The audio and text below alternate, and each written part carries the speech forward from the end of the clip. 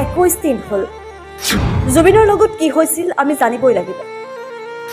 সকলোৱে justice for Zubeen Garg লিখিব। 21টা দিন সম্পূৰ্ণ। আজি 22টা দিনত ভৰি দিলে প্ৰাণৰ শিল্পীগৰাকীৰ ন্যায়ৰ বাবে। 21টা দিন সম্পূৰ্ণ। আজি 22 দিনত ভৰি দিলে প্ৰাণৰ শিল্পীগৰাকী নোপোৱাৰ। অসমবাসীৰ হিয়াৰ আমঠু হেৰাই যোৱাৰ আজি 22টা দিন হ'ল। শিল্পীগৰাকীৰ ন্যায়ৰ বাবে যেন ৰাজ্যত হাহাকাৰ। অপেক্ষাৰে ৰৈ আছে সকলোৱে কেনেকৈ আচলতে মৃত্যু হৈছিল, কেনেকৈ সুদূৰ ছিংগাপুৰত নাইকিয়া হৈ গৈছিল প্ৰাণৰ শিল্পীগৰাকী, কেনেকৈ সাগৰৰ মাজত হেৰাই গৈছিল সকলোৰে মৰমৰ হিয়াৰ আমঠু জুবিন গাৰ্গ। 21 দিনৰ দিনা নিশা জুবিন গাৰ্গৰ সমাধিস্থলীত উপস্থিত হৈ কান্দোনত ভাগি পৰিল পত্নী গৰিমা গাৰ্গ শইকীয়া। তেওঁ উপস্থিত হোৱাৰ পিছতে চৌদিশে যেন জয় জুবিন দা অমৰ হওক ধ্বনিৰে মুখৰিত হৈ পৰিল।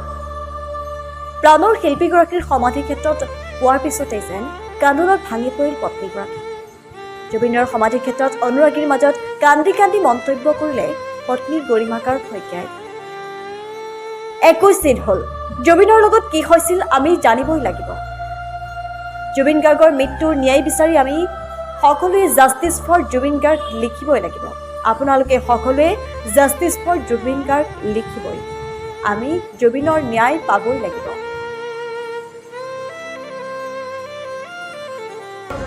সেইকাৰণে প্ৰতিদিনে hashtag justice for Zubeen Garg সকলোৱে লিখিব এবাৰ আৰু সকলোৱে ন্যায় প্ৰাৰ্থনা কৰিব। সদায় যি হৈছিল আমি জানিব লাগে, সেইটোৱে কথা। আজিলৈকে জনা নাই কি হ'ল, 22টা দিন পাৰ হ'ল, আজিলৈকে আমি নাজানো কি ঘটনা ঘটি গ'ল।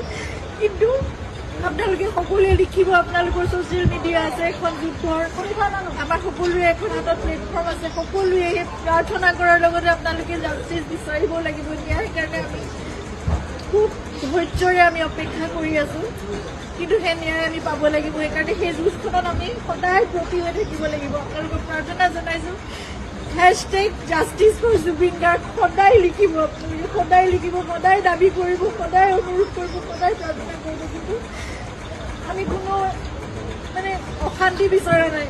শান্তিপূৰ্ণভাৱে যাতে ন্যায় ব্যৱস্থা আমাক সেইখিনি ন্যায় দিয়ে, সেয়ে প্ৰাৰ্থনা কৰিছোঁ।